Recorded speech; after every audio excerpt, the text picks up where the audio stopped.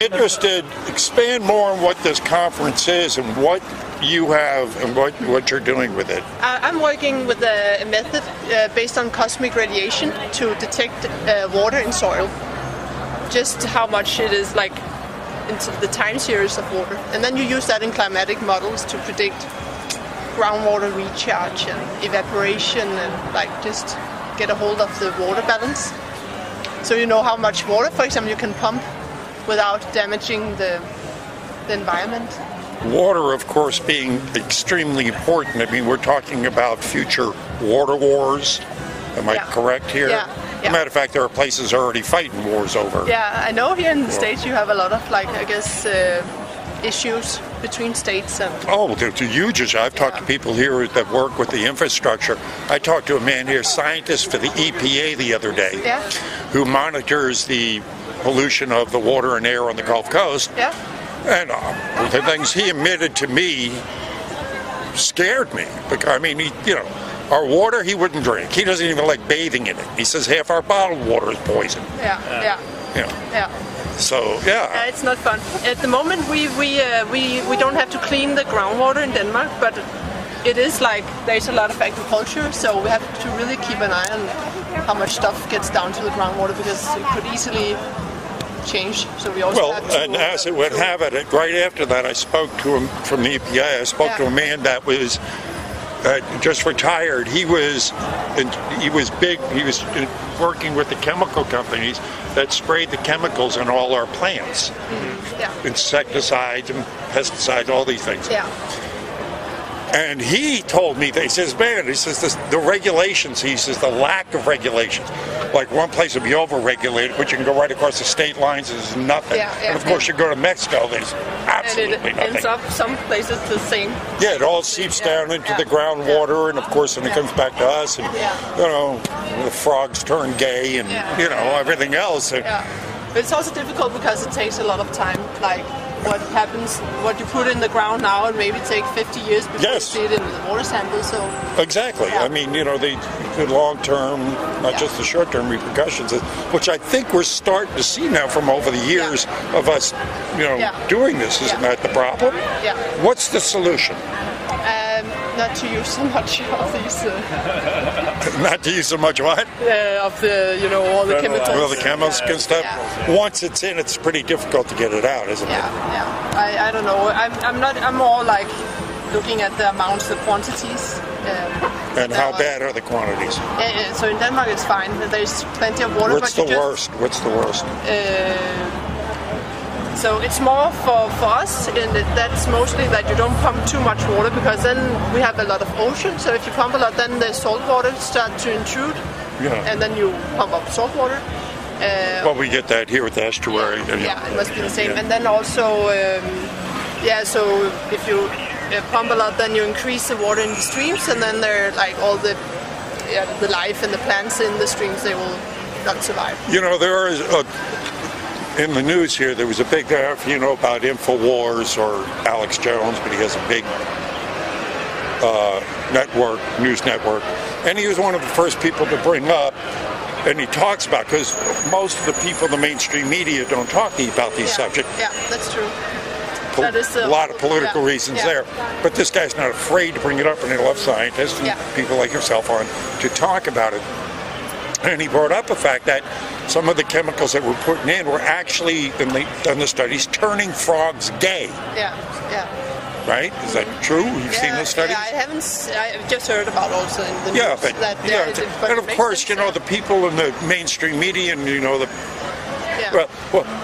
he's an idiot, he's crazy, they're the frogs. But indeed, not only are the frogs being affected. Yeah, me too, Sperm counts are down. Yeah. There's a lot of effects. Right? Yeah. Our actual DNA is being changed. Men are becoming more effeminate. Yeah. I mean, are you finding all these things in these? I'm not working with that exactly, but it makes sense that there are consequences of polluting with all these chemicals. So, And what about, do you delve any in at all in like, Because I'm looking at the bigger aspect of this too, because when you get into this, politics always comes in because it's resource. Yeah. It's always the resource involved.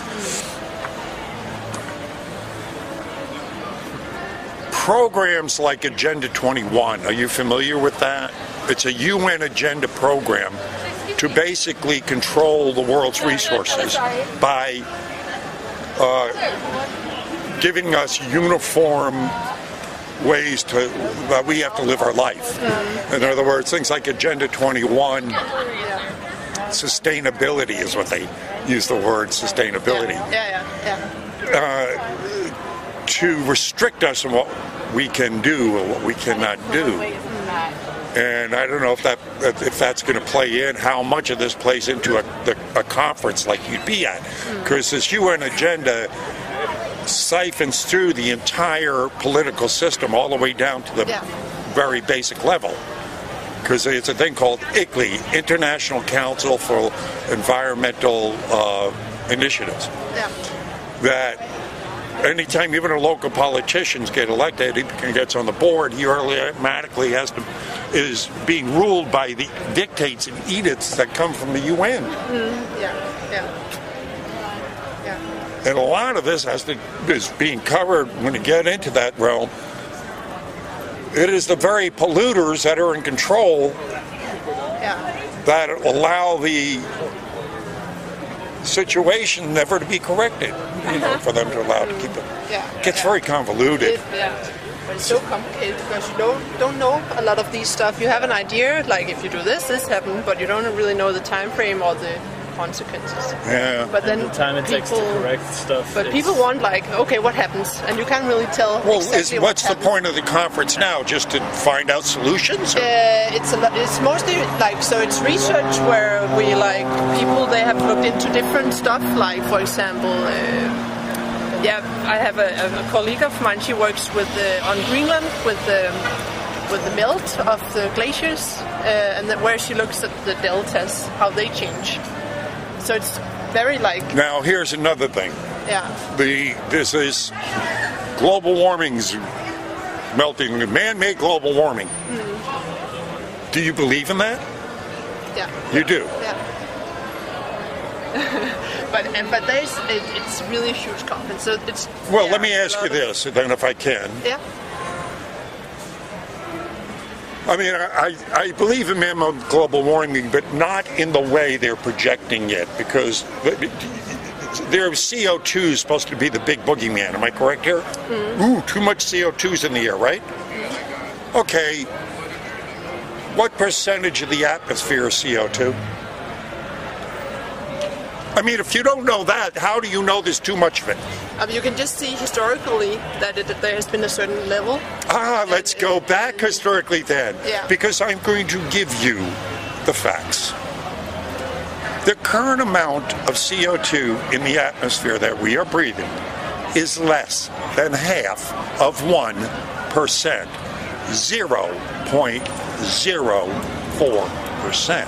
And it's been that way for hundreds of years. The highest it was when during the Jurassic period. Now, I don't know, it was dinosaur farts that made it get up that high or what? But it has changed, for the whole time period. But it has about as much effect on the environment as flea fart, because let me give you this, and this you can check out. Everything I'm about to say, everything I can say you check out. And I put money on it if you want. If you search history of weather modification programs, you will see documentation going back to 1891 of government and private organizations putting billions into climate and weather modification. President Eisenhower started the Department of Weather and Climate Modification in 1954. President Kennedy in '61 said, "We will use today's technology to control the weather." That's a quote. From '68 to '72, Dr. Ben Livingston took the Department of Weather Modification in Vietnam used weather weapons from 68 to 72. When the world found out about that, it was leaked out. In 74, the UN passed the UN Weather Weapons Treaty ban, banning the use of weather weapons. We don't ban things we don't have.